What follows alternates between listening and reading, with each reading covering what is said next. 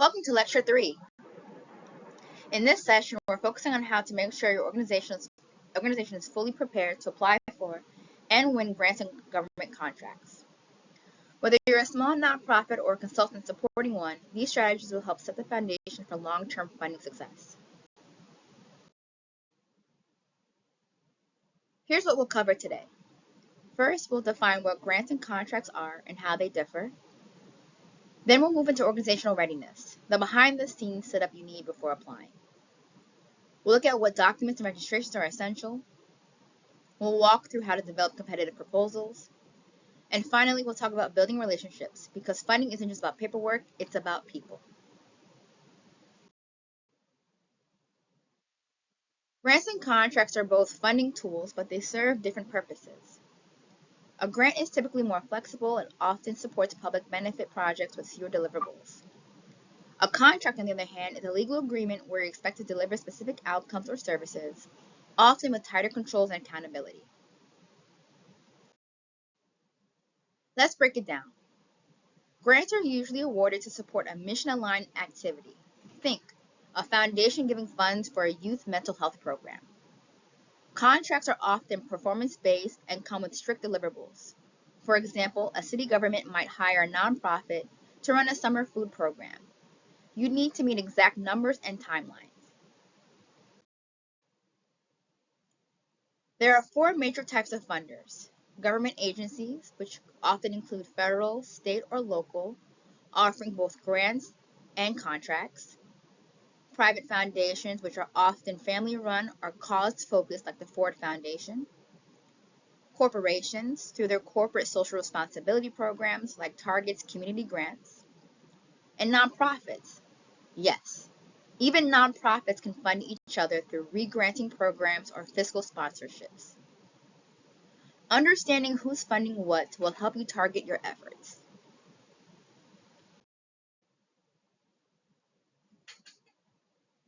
Common terms and compliance requirements. You'll often see terms like allowable costs, meaning expenses that the funder is willing to pay for, such as salaries or supplies, and reporting requirements, which vary but expect to submit progress and financial reports regularly, and to be ready for audits, especially with government contracts.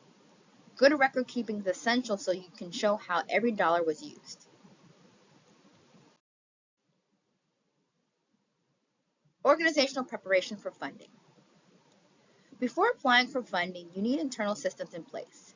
This includes financial tracking, document storage, and communication processes. Without these, managing a grant or contract can become overwhelming and could even put your funding at risk.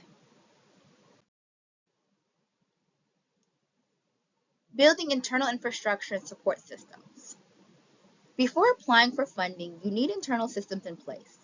This includes financial tracking, document storage, and communication processes. Without these, managing a grant or contract can become overwhelming and could even put your funding at risk. Establishing policies and procedures for grant management. Funders want to know that you're accountable. That means having clear budgeting policies, like how you allocate indirect costs, having transparent procurement procedures, for example, getting at least 3 quotes for major purchases, and having defined reporting timelines, such as submitting quarterly reports, and a conflict of interest policy, so decisions aren't biased or unethical. Developing a team and assigning roles. Don't go it alone. Even in small organizations, you should divide tasks. For example, a program manager might handle data collection, a bookkeeper tracks expenses, someone with writing skills can manage the narrative sections of proposals. Assigning roles based on strengths is not only more efficient, but it can also increase the quality of your submissions. Essential documentation and registration.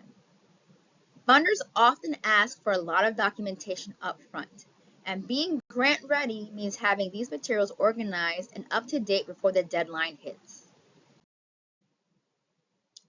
Registering with funding portals and agencies. Here are some examples of each. For example, to apply for federal grants, an entity or individual should register with sam.gov.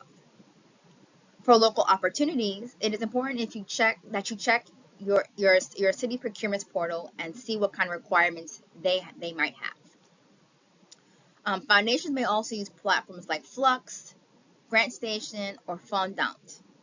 Make sure your profiles are complete and reflect your current missions, programs, and key staff. Gathering organizational and financial documents. You must be ready to submit. You must have your IRS 501c3 letter or equivalent, the past 2 to 3 years of financial statements, your current organizational chart, and key staff resumes and job descriptions on hand. Keeping these on hand avoids scrambling at the last minute. These documents are commonly required by funders during application, review, and compliance processes. Ensuring compliance with eligibility requirements. Before applying, double-check the eligibility criteria. Ask yourself, is your organization the right size or located in the right region? Are certain programs excluded? Is prior experience required? Missing a detail can disqualify you, and even if you have a great proposal.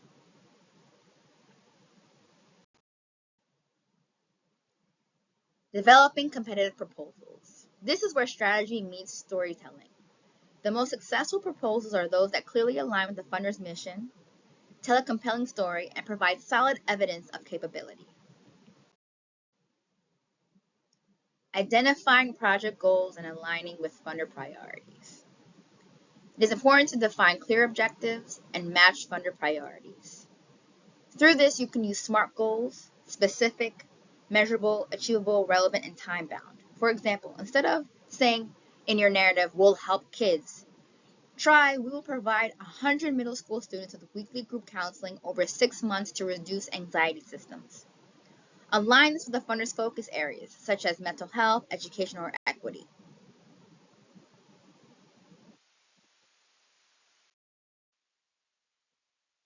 Creating clear budgets and timelines. Make sure you have transparent budgeting, realistic timelines, and that it reflects project needs. Budgets should also match your narrative. For example, if you say you're hiring 3 staff, show that in salaries. Be detailed but realistic. Don't inflate costs, but don't undercut either. Make sure you're staying within market value. That's why it's important to do market research when developing your budgets. Also include indirect costs if allowed. Timelines should also outline key phases like the planning, implementation, and evaluation process. And it should be achievable based on your team's capacity. It's okay to be ambitious, but also be realistic. Crafting compelling narratives and supporting materials. Make sure you have persuasive storytelling in your narratives. You're using evidence and data to back up what you're saying, and having letters of support to strengthen your narrative and your project authority. So, in your narrative, it is important to be clear and have a compelling story. In your narrative, identify what problem you are solving, who you are helping, why you are the right organization to do it. Like I mentioned, using evidence and data. You can also use testimonials and past successes. And having supporting materials like letters of support, and also logic models and evaluation plans.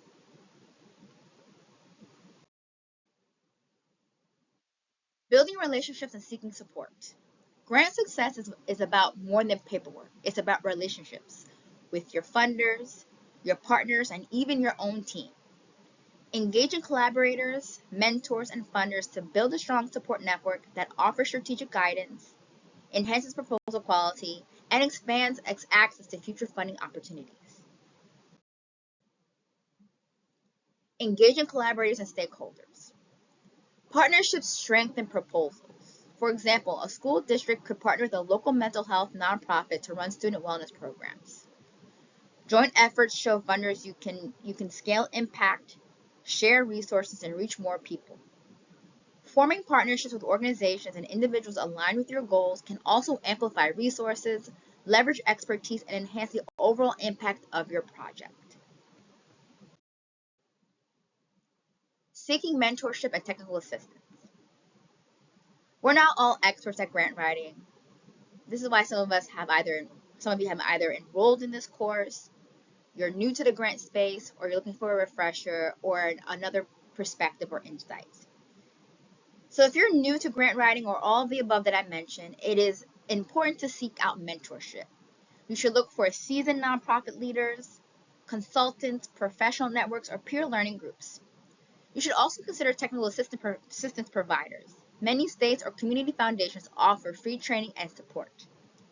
Seeking guidance from experienced grant professionals and technical experts can also enhance proposal quality and support effective project implementation. Establishing communication with funding agencies. Do not be afraid to reach out to funders before you apply. Funders often have an inquiry period where they allow prospective applicants to reach out, to communicate, and ask questions regarding the funding opportunity. They have webinars. Funders, if they're good, they're not say if they're good, but in my experience, being on the funder side and the grantee side, I've noticed that if a funder really truly cares about their mission and the project that they're trying to implement, or seeking out the organizations they would like to help achieve a goal or objective of theirs, they will do whatever they can to provide that level of assistance required. So, like I mentioned, they often have like a communication period called an inquiry period, where they allow prospective applicants to ask questions. There's also the technical webinar that some organizations offer, where it's an open forum for everyone to ask questions and to provide clarification in real time on funding opportunities. They also offer supplements and addendums regarding any changes or edits that have been made to the funding opportunity based on feedback from audiences and prospective applicants. So it's a collaborative, it's a partnership when it comes to the funder and the grantee. So do not be afraid to reach out to funders before you apply. It is okay to ask questions like, is this project a good fit for your priorities? Do you offer feedback and proposals? Having regular and respectful communication builds trust and shows that you are serious about applying and actually doing good work.